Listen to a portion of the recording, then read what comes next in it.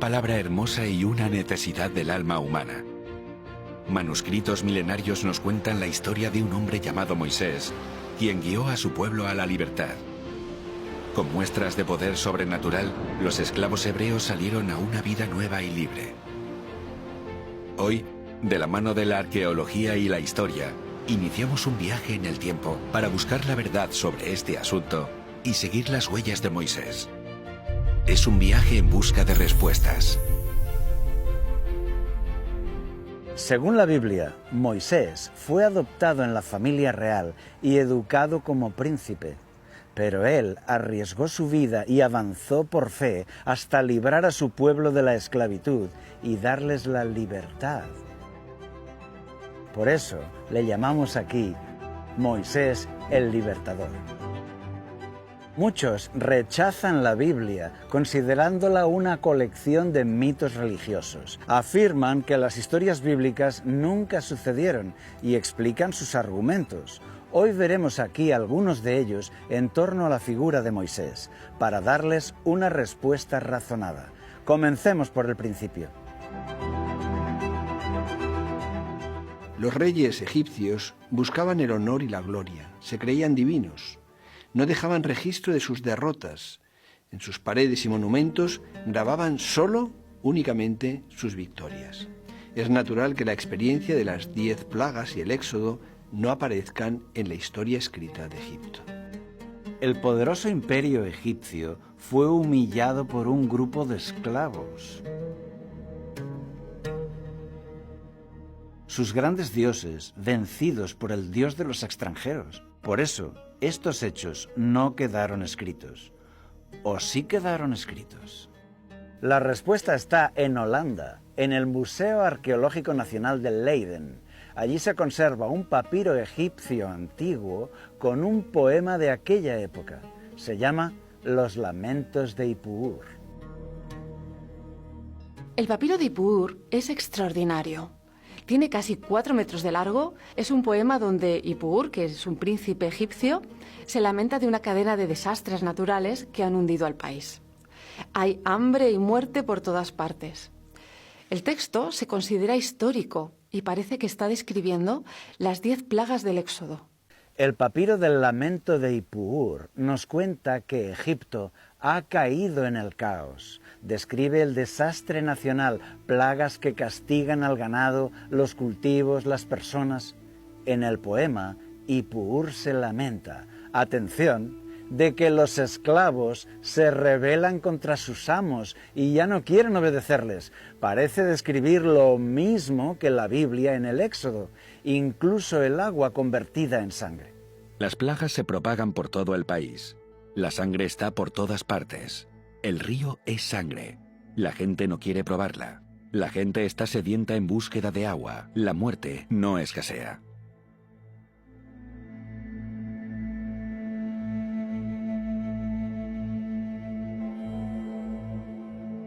El famoso cineasta James Cameron cita el papiro de Ipuur en su famoso documental El Éxodo decodificado, como evidencia histórica del paso de Israel por Egipto y de las 10 plagas.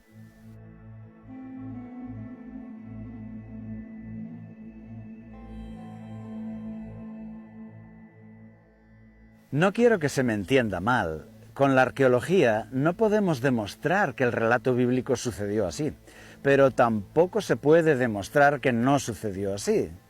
No necesitamos encontrar confirmación arqueológica para cada historia de la Biblia. Podemos dejar que la Biblia sea la referencia de nuestra vida espiritual, simplemente creer, mientras que por otro lado, la ciencia trata de reconstruir la historia con hallazgos materiales comprobados. La Biblia no se escribió para enseñar historia, se enseñó para transformar los corazones humanos, y es para eso que tú debes usarla. Pero debido a los ataques que sufre la Biblia, nos alegra cuando sus relatos encuentran confirmación histórica. También el rey de Egipto habló a las parteras de las hebreas, una de las cuales se llamaba Sifra y la otra Fua, y les dijo: Cuando asistan a las mujeres hebreas a dar a luz y vean que es niño, mátenlo. Pero si es niña, déjenla vivir. Pero las parteras temían a Dios y no hicieron como el rey de Egipto les mandó, sino que dejaban con vida a los niños varones. Este era un plan de exterminio, más cruel que el de Adolfo Hitler, porque aquí las matronas debían matar con sus manos a los bebés de su propia gente. Los críticos afirman que solo 2 matronas, Sifra y Fua, no podían atender los partos de todos los hebreos del país. Por lo tanto, esta no es una historia real, sino un cuento para niños y gente inculta. Bien, en los párrafos siguientes, el párrafo dice las parteras, o sea que debieron haber más. Pero es cierto que solo se mencionan por nombre a 2, Sifra y Fua. Debemos preguntarnos por qué. Veamos el contexto. En la Biblia, en Éxodo 1, versículo 9, nos dice que los hebreos eran más numerosos que los egipcios. Esto sucedía solo en esta región, porque estaban concentrados sobre todo en la tierra de Gosén y su capital, Avaris, en el delta este del Nilo, que es la tierra que el faraón les había dado a José y su familia. También dice que estaban concentrados en 2 puntos de trabajo, las ciudades de Pitón y Pi-Ramsés. Entre Avaris y Pi-Ramsés hay solo 3 kilómetros. No estaban en todo el país, estaban básicamente en una comarca, ¿de acuerdo? Por eso las parteras no tenían que cubrir todo el país, sino solamente aquella comarca. Es decir, que no se necesitaban tantas matronas. Un parto es una vez cada 9 meses. Pero lo más importante que debemos entender es que aquí estaban en una crisis. No era una situación normal. Recordemos, el faraón ha ordenado que las parteras deben matar a todo varón que nazca. ¿No es normal que la mayoría de ellas hayan dimitido? Ahora entendemos mejor el texto. En la Biblia se recordaron a Sifra y Fua, sus nombres, no por ser matronas, sino por su valentía y amor, arriesgando sus vidas para atender a aquellas madres y bebés. Sifra y Fua se negaron a obedecer la ley cruel e injusta. No fueron las únicas parteras hebreas, pero sí las únicas recordadas por su heroísmo. Es una historia hermosa y una lección para todos nosotros. Los críticos también consideraban un fraude el nombre de Moisés. Decían que Moisés viene de la palabra hebrea mashá, que significa sacar. ¿Y por qué una princesa egipcia le pondría un nombre hebreo a su hijo? No tiene sentido. ¿Será esto un error de la persona que se inventó esta historia?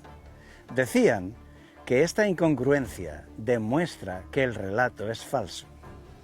Lo llevó a la hija del faraón y vino a ser hijo suyo. Y le puso por nombre Moisés, diciendo, pues lo he sacado de las aguas. Pero hoy sabemos que Moisés, o Moses, es un nombre muy frecuente en la realeza egipcia, como parte de un nombre compuesto, como pasa con Tutmoses, Ahmoses, Ramoses, etc. Moisés significa engendrado por, salido de. Por tanto, necesita un sujeto a la que hacer esa referencia. Por ejemplo, veamos nombres de otros faraones famosos. Tutmoses significa engendrado de Tut. Camoses significa engendrado por Ka. Ramoses significa engendrado por Ra. El famoso faraón Ramsés en realidad es Ra-Moisés, engendrado por Ra, que ha salido de Ra. Todos estos nombres los podríamos traducir como Ra-Moisés, Tutmoisés, Ka-Moisés, A-Moisés, etc.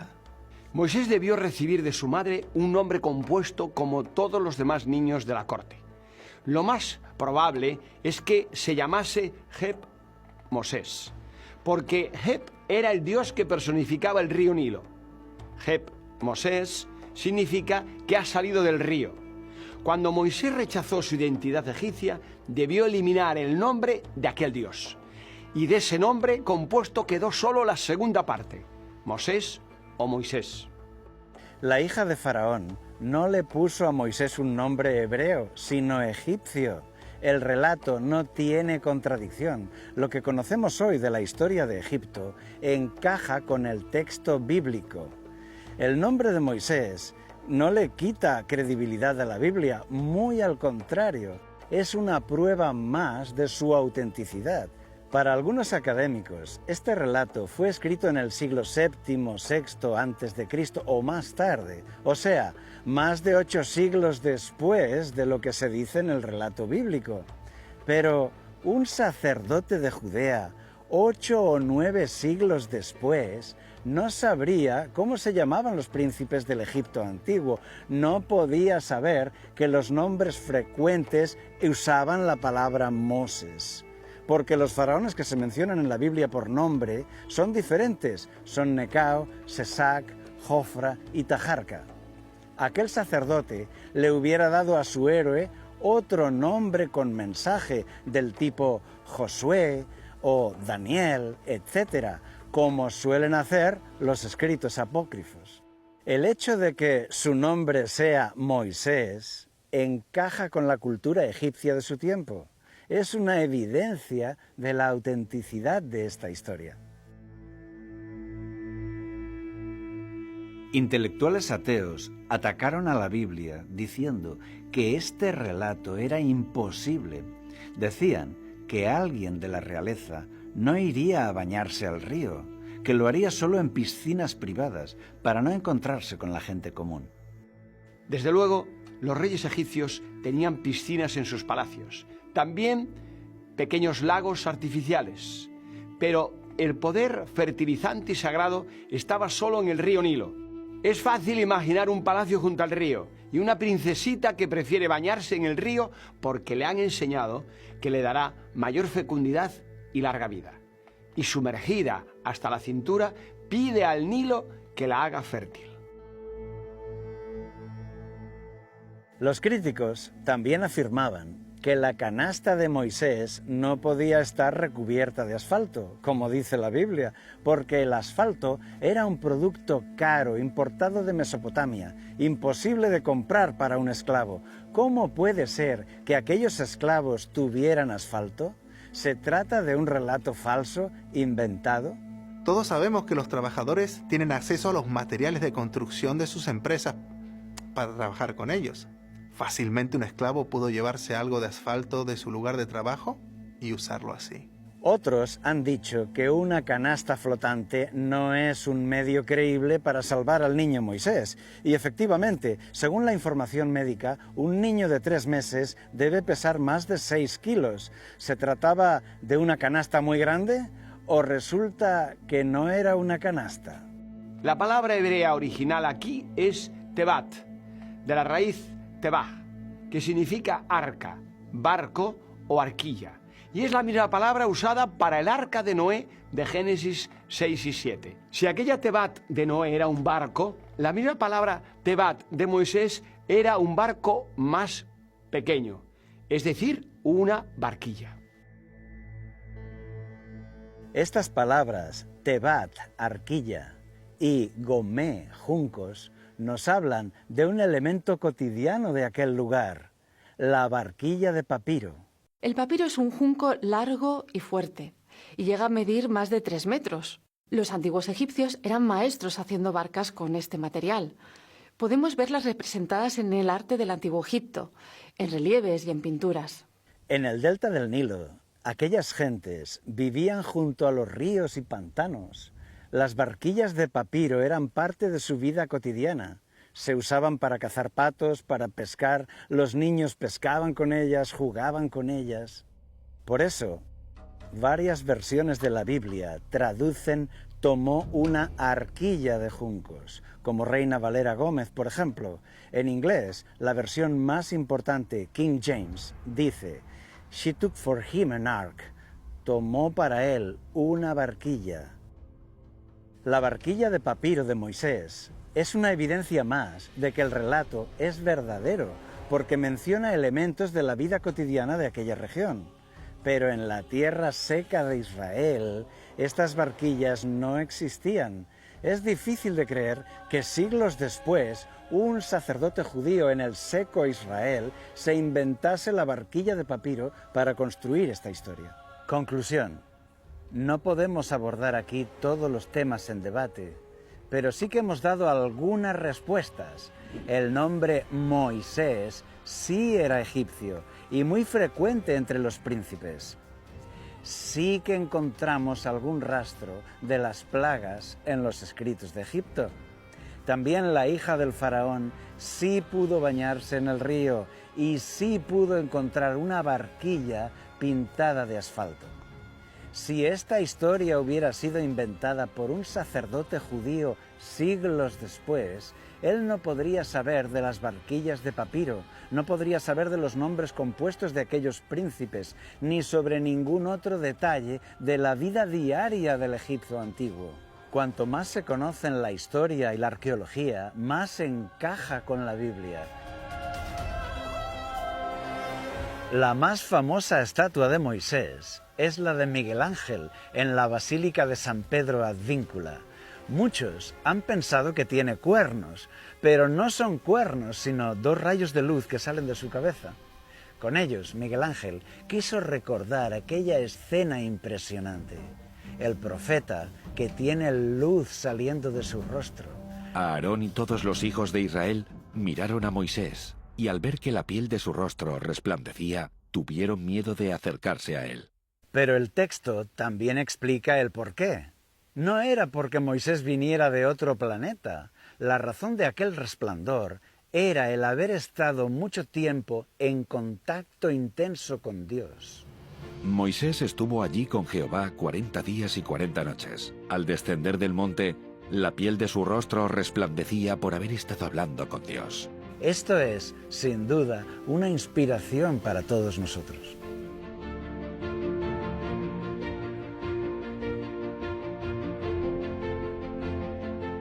En Egipto se usaba la escritura jeroglífica, donde cada dibujo representa una palabra o una parte de ella, como una sílaba completa o un sonido. Por eso necesitaban cientos de símbolos para saber escribir. Para contar una historia necesitaban una gran extensión de signos jeroglíficos. Por eso algunos aseguran que Moisés no pudo poner por escrito los 5 primeros libros de la Biblia, porque la escritura alfabética no existía aún, y escribir aquellos libros con la escritura egipcia no hubiera sido posible. Por eso dicen que Moisés no fue el autor de aquellos libros de la Biblia, sino que alguien los escribió siglos después. Si eso fuera así, nuestra confianza en la Biblia quedaría rota.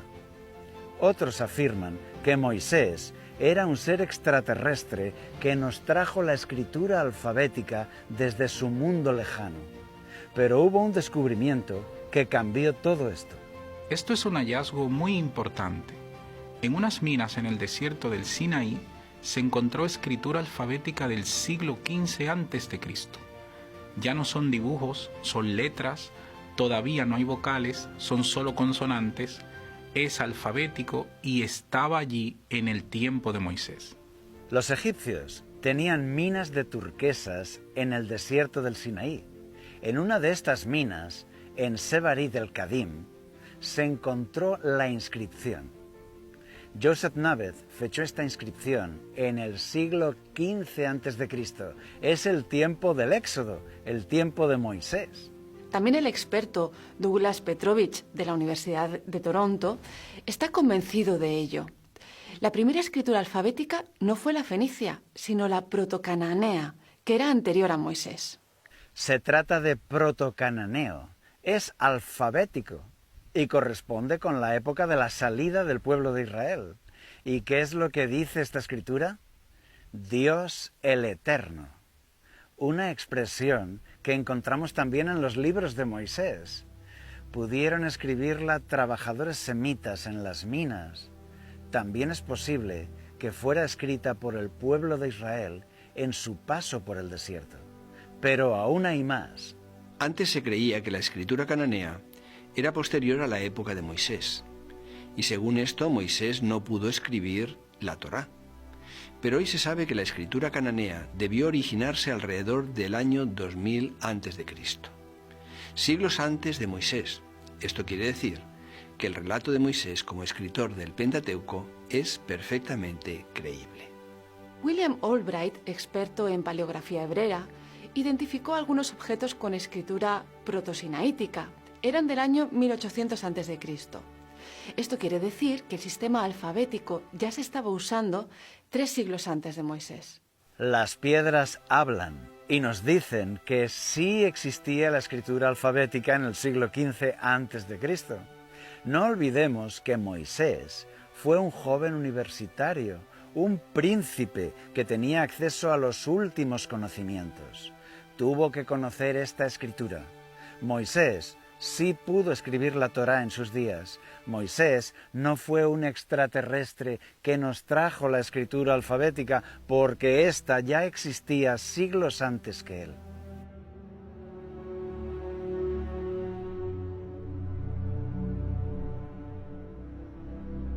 La Biblia muestra a Moisés golpeando con su vara para abrir el Mar Rojo o para iniciar plagas terribles. Para algunos la explicación es que Moisés ha venido de otro mundo, con un conocimiento especial para dominar las leyes naturales. Pero no hace falta buscar una explicación, porque la propia Biblia ya nos da la explicación. Moisés no tenía una varita mágica, fue Dios quien realizó todos aquellos milagros. Moisés fue su profeta y la vara un instrumento didáctico para el pueblo, un símbolo. El texto nos dice que el Señor dio las órdenes a Moisés y que fue también el Señor el que realizó aquellos milagros. Entonces el Señor dijo a Moisés: «Extiende tu mano sobre la tierra de Egipto, para que la langosta suba sobre la tierra de Egipto». Moisés extendió su vara sobre la tierra de Egipto, y el Señor trajo un viento del oriente sobre el país. El viento del oriente trajo la langosta. Otros se han fijado en el Arca de la Alianza, la llaman el arma de los dioses. Afirman que era una fantástica máquina de guerra, que el alien Moisés había traído de su mundo lejano, un aparato con un poder enorme, capaz de derribar los muros de Jericó, capaz de darles la victoria en cualquier batalla. Pero la Biblia describe el Arca de la Alianza como una caja para guardar lo más sagrado, los 10 mandamientos. Harán también un arca de madera de acacia, cuya longitud será de 2 codos y medio, su anchura de codo y medio, y su altura de codo y medio. Y la cubrirás de oro puro por dentro y por fuera, y harás sobre ella una cornisa de oro alrededor. Y pondrás en el arca el testimonio que yo te daré. La Biblia enseña que los grandes milagros los realizaba Dios, no el arca. La prueba de ello es que cuando el pueblo era fiel a Dios, los milagros se producían, pero cuando el pueblo era desobediente, los milagros no llegaban y ellos eran derrotados, incluso con el arca. El arca de la alianza no podía salvarles. Como explica 1 de Samuel 4, el poder estaba solo en Dios, no en el arca. No era una máquina traída de otro mundo. La Biblia exalta a Moisés como un ser humano excepcional, completamente humano. No es un alien ni un hijo de los dioses. La Biblia enseña que él nació como un bebé humano en Egipto. También nos dice quiénes fueron sus padres humanos, Amram y Jochebed, los hebreos. No hay duda. Moisés era 100% humano. La cronología bíblica coloca este suceso alrededor del año 1446 a.C. y en ese tiempo, según la historia de Egipto, reinaba Tutmosis III. En la Biblia encontramos un dato clave que nos ayuda a establecer esta fecha. En el libro de Primera de Reyes, capítulo 6 y versículo 1, nos dice que Salomón comenzó la construcción del templo de Jerusalén en el 4º año de su reinado. Además, el texto dice que habían pasado 480 años desde el Éxodo hasta ese momento.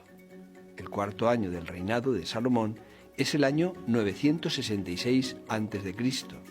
Así que, Si a esta fecha añadimos los 480 años que nos dice el Libro de Reyes, encontramos que el Éxodo tuvo lugar en el año 1446 a.C. También en el libro de los jueces, Jefté trata de legitimar su posesión de la tierra, diciéndole a sus enemigos que los israelitas ya llevan 300 años viviendo allí, desde la conquista de Canaán por Josué. Ya hace 300 años que Israel habita en Hesbón y sus aldeas, en Aroer y sus aldeas, y en todas las ciudades que están en el territorio del Arnón. Jefté vivió sobre el año 1100 a.C. y si le sumamos los 300 años de posesión de la tierra que él reivindica, sitúa la conquista de Canaán en el 1400 a.C. Si a eso le añadimos los 40 años de Israel en el desierto, llegamos a 1440 a.C. como fecha de la salida de Egipto. Todo coincide. También podemos calcular esta fecha sin los datos que nos proporciona la Biblia. Cada 50 años, los judíos tenían un año especial. En ese año, todos recuperaban las tierras que habían vendido o perdido y los esclavos recibían nuevamente su libertad. Se llamaba el año del jubileo. Pues bien, los judíos comenzaron a contar estos años jubileos desde que entraron en Canaán hasta el año 574 a.C. Según el Talmud, en este periodo hubo 17 ciclos jubileos. Esto nos permite contar hacia atrás a partir del año 574 y conocer así el año exacto en que comenzaron a contar estos ciclos de jubileo. Así que nos lleva al año 1406 o 1407 a.C.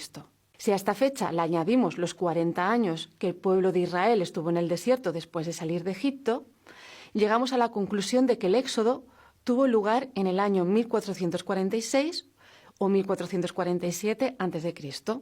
Y es la misma fecha que nos estaba dando la Biblia. Tanto la Biblia como el Talmud nos llevan al año 1446 a.C. aproximadamente. En Egipto, esta fecha corresponde con el reinado de Tutmosis III, dinastía 18.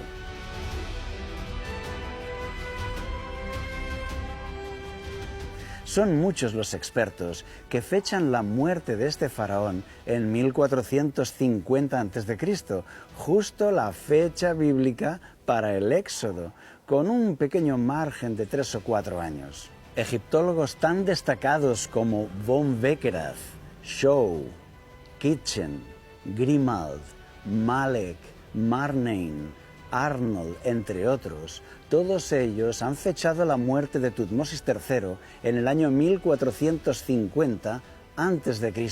y ese es justo el tiempo que señala la Biblia para la muerte de aquel faraón, en las aguas del Mar Rojo, justo en la mitad del siglo XV a.C.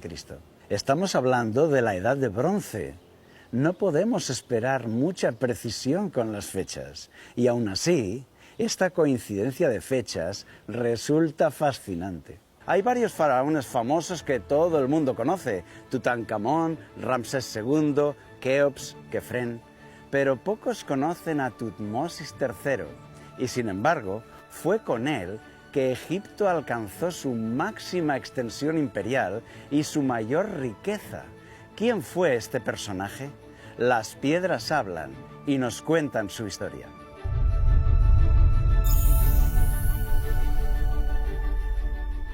Su padre fue Tutmosis II y la esposa de este, Hatshepsut. Hatshepsut no pudo dar al faraón un hijo varón, así que el heredero tuvo que ser un hijo de una esposa secundaria, conocido como Tutmosis III. Así que Hatshepsut tuvo que contentarse con ser regente hasta que el niño creciera. Tutmosis III es llamado por algunos egiptólogos el faraón bebé, porque fue coronado siendo muy pequeño. Mientras él crecía, la reina Hatshepsut gobernaba el país en su nombre, pero ella era muy capaz y fue acumulando poder. Y un día ella dio un golpe de fuerza y se nombró faraón. En la capilla roja del templo de Karnak, los dos nombres están grabados juntos con honores reales: Hatshepsut y Tutmosis III. La reina Hatshepsut gobernó Egipto durante 22 años y lo hizo con bastante sabiduría.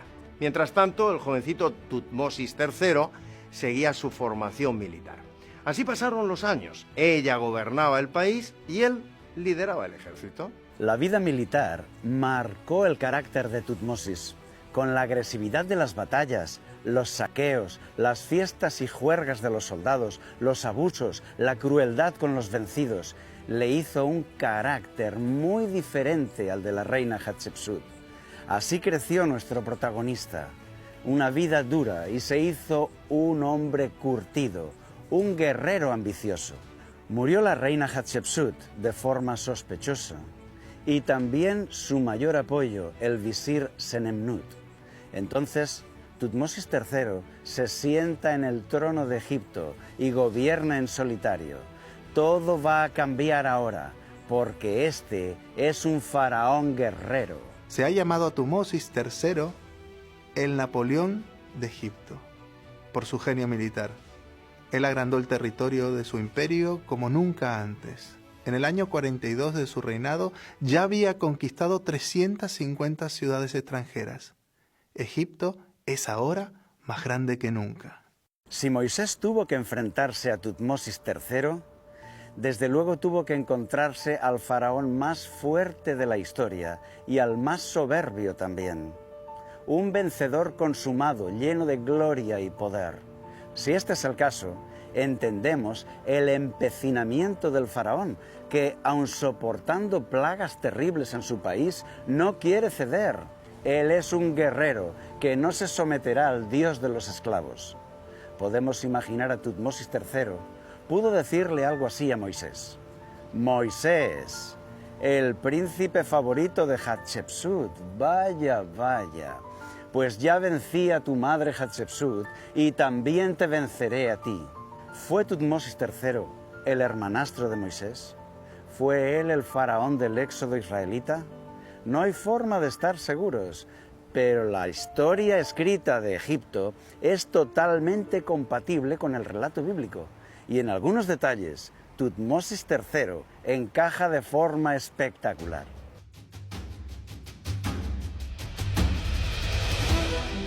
En el Museo de la Civilización Egipcia de El Cairo descansa la momia de Tutmosis III.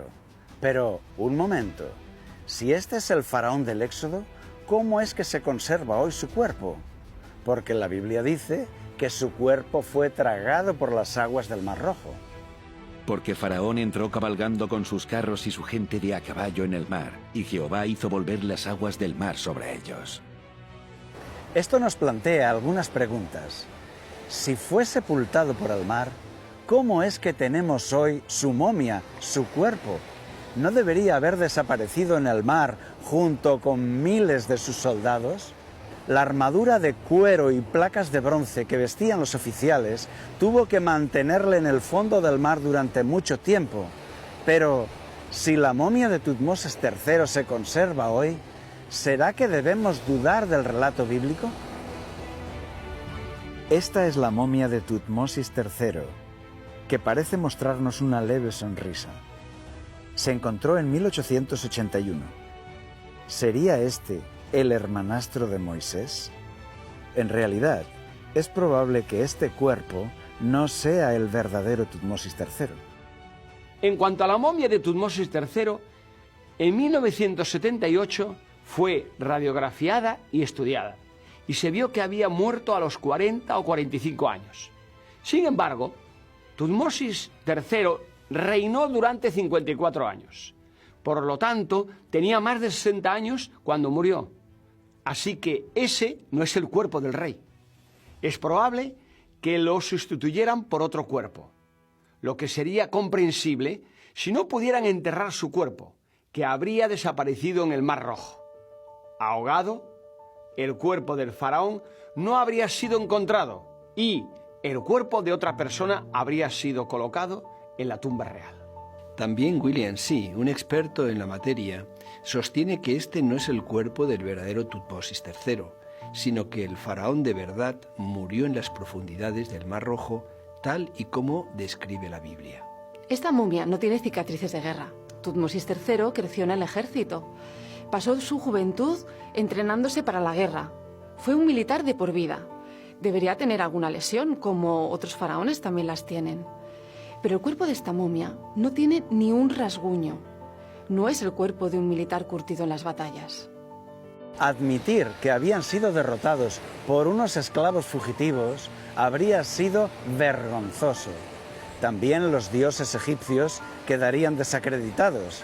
Además, esta situación de fracaso pondría en entredicho la capacidad militar de Egipto frente a las potencias extranjeras, de modo que es fácil entender que los egipcios intentaran ocultar su derrota. Sustituyeron el cuerpo del faraón, que había desaparecido en el Mar Rojo, por el cuerpo de otra persona, y así la tumba del faraón no quedaba vacía.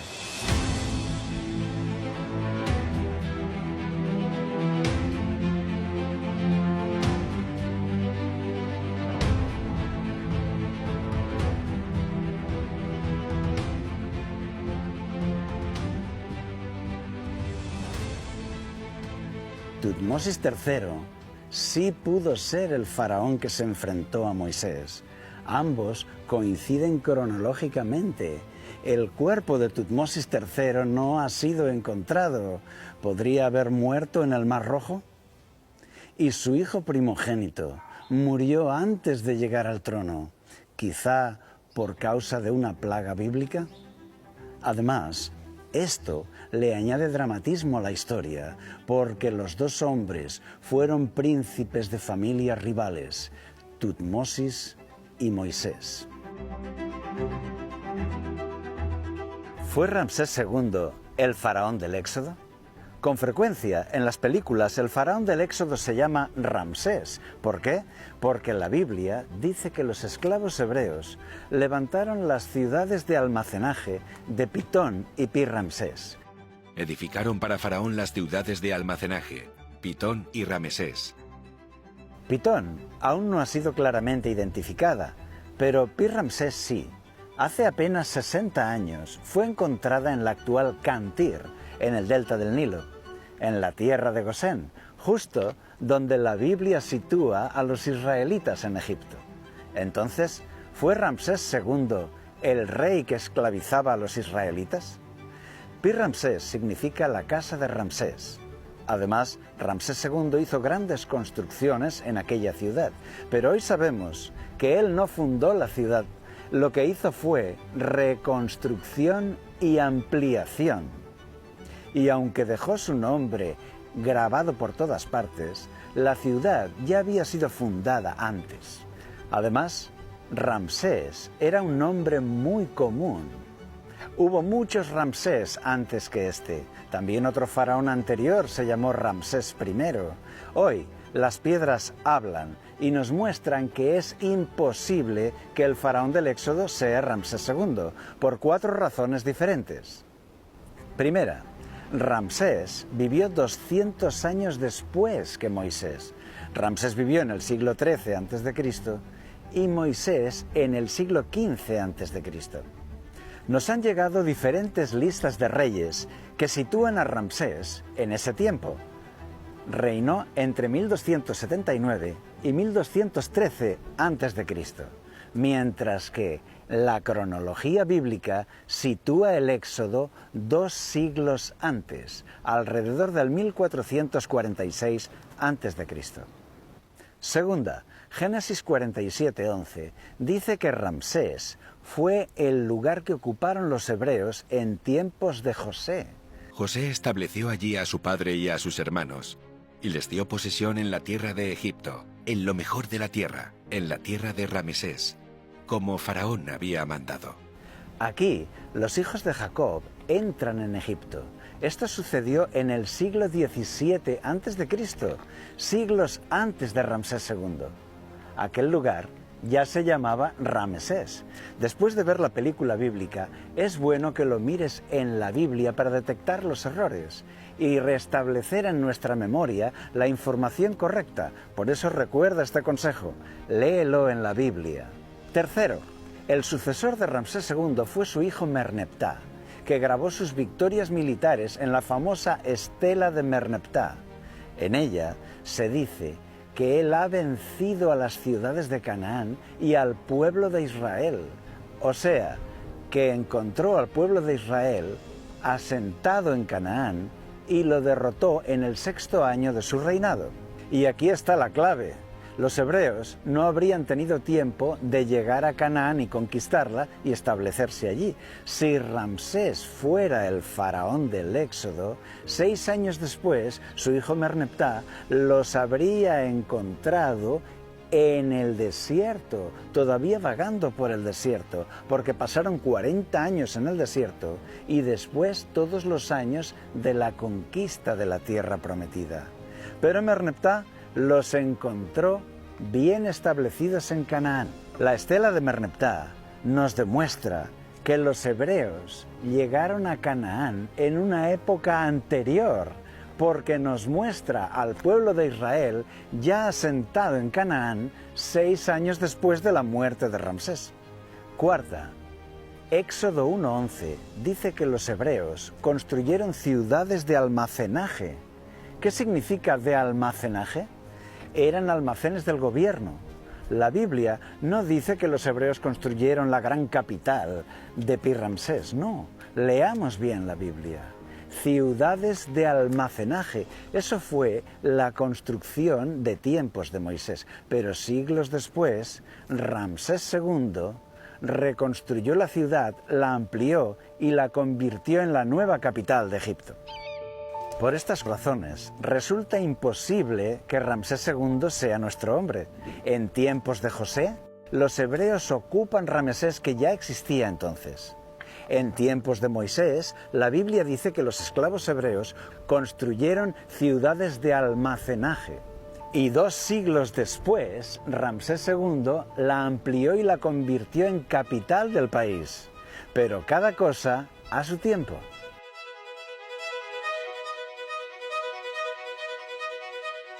La aristocracia de Egipto está matando a los niños varones hebreos. Las matronas tenían orden de matarlos al nacer.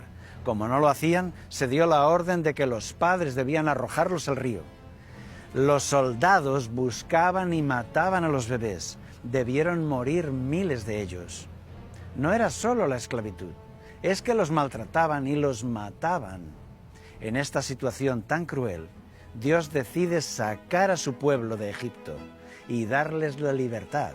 Habrá que doblegar al faraón. No será fácil, porque es el hombre más poderoso del mundo. Pero además es más que eso. A los ojos de los egipcios es un dios adorado por todos, que tiene a su lado a los grandes dioses de Egipto, que le apoyan con su inmenso poder. Con las 10 plagas, Yahvé va a atacar a los grandes símbolos de aquella religión, uno por uno: el sol, el Nilo, los templos, las vacas, la agricultura, la figura del faraón. Comienza aquí un duelo de dioses, la batalla sobrenatural entre los dioses de Egipto y el Dios de Israel.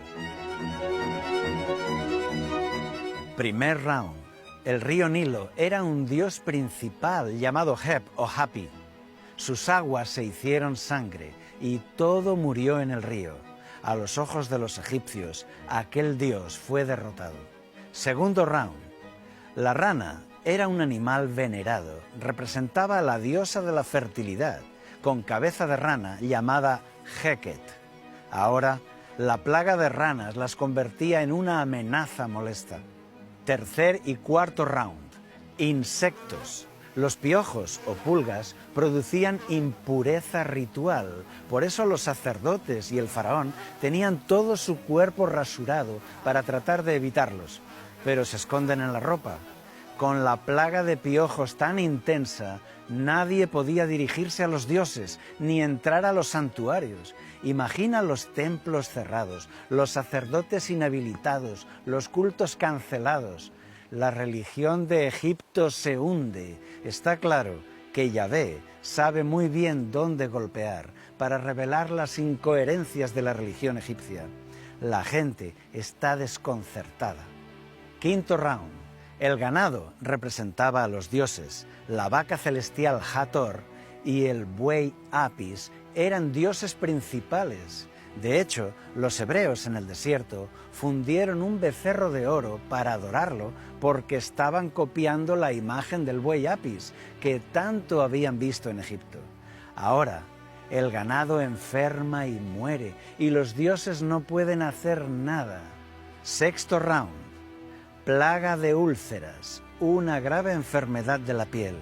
Aquí, los dioses de la medicina, Khonsu, Sekhmet e Imhotep, no pueden hacer nada por ellos. Los egipcios ven que todos sus dioses son impotentes ante el Dios de los hebreos. Séptimo round. Había templos dedicados a Seth, el dios de las tormentas. Le ofrecían cultos y plegarias para que las tormentas no dañasen las cosechas. Pero Seth no pudo hacer nada. La plaga de granizo arrasó todo. Octavo round. También los dioses de las cosechas, Neper y Renenutet, fueron derrotados por completo, porque la plaga de langostas arrasó todo lo que había quedado del granizo. Noveno round. Uno de los mayores dioses, Ra, el dios Sol, no podía dar su luz. Quedó sometido por la plaga de las tinieblas. Décimo round. En la muerte de los primogénitos, un dios fue muerto, porque el primogénito del faraón era el heredero al trono, considerado un dios en la tierra que reinaría en el país. Aquellos soberbios dioses habían sido vencidos. Aquí el faraón se rindió. Los egipcios creían que eran 4 dioses los que vivían en el Nilo. Se llamaban Kun, Ep, Sobek y Taberet. Al ver el río en sangre, muchos debieron pensar que los dioses del Nilo habían sido asesinados. Cuando los egipcios vieron que el dios hebreo trajo la oscuridad, les quedó claro que había un dios superior, capaz de doblegar al dios solar Ra. A pesar de las plegarias fervientes y el clamor de todo Egipto, el dios Ra no pudo hacer nada contra Yahvé. Los símbolos sagrados como las vacas, ranas, el río Nilo, estaban infectados, enfermos o muertos. Ninguno de sus dioses venía para salvarles de aquel infierno. Tampoco el divino faraón ni siquiera pudo salvar a su propio hijo. Los grandes símbolos de la religión de Egipto habían sido derribados delante de todo el pueblo. Este era el objetivo de las 10 plagas. Los dioses milenarios habían sido derrotados. El impacto en la gente fue brutal. Por eso resulta muy lógico que los textos bíblicos nos indiquen que miles de egipcios se marcharan con los hebreos. En el libro del Éxodo, el duelo de dioses ya estaba anunciado desde el principio. Su objetivo era demostrar que los dioses egipcios son fruto de la superstición, que el sol, la tierra, el río son fuerzas de la naturaleza. No son dioses, sino elementos naturales creados por el Dios único. Observa aquel mensaje del Dios Yahvé al divino faraón. Así dice el Señor, el Dios de los hebreos. Deja ir a mi pueblo para que me sirva, porque esta vez enviaré todas mis plagas sobre ti, sobre tus siervos y sobre tu pueblo, para que sepas que no hay otro como yo en toda la tierra. Y en el otro extremo de la Biblia, el libro de Apocalipsis predice catástrofes y pandemias parecidas en un futuro caótico. Pero esta vez, las plagas profetizadas no son solo para Egipto, sino para el mundo. Quizá pienses, yo soy creyente, soy de los buenos, yo estoy del lado vencedor. ¿Estás seguro? ¿Estás seguro de que tu carácter es noble, verdadero y generoso? ¿Es posible que en tu interior haya todavía un faraón orgulloso, egoísta, agresivo, falso, soberbio, rencoroso? ¿Hay algo en tu carácter que no consigues vencer? ¿Hay cosas que te tienen atado? ¿Te sientes esclavo? Tu vida puede cambiar. La historia de los hebreos saliendo libres de Egipto no puede quedarse como un relato fosilizado en la historia. Tú debes captar el mensaje. Una intervención sobrenatural que rompió la esclavitud de ellos. Un milagro les trajo la libertad. ¿Lo ves ahora? También hoy, en tu vida, Un milagro te traerá la libertad. Rompe con tu pasado. Deja toda la esclavitud atrás. Sal de Egipto a una vida nueva, llena de luz y libertad. Moisés el Libertador.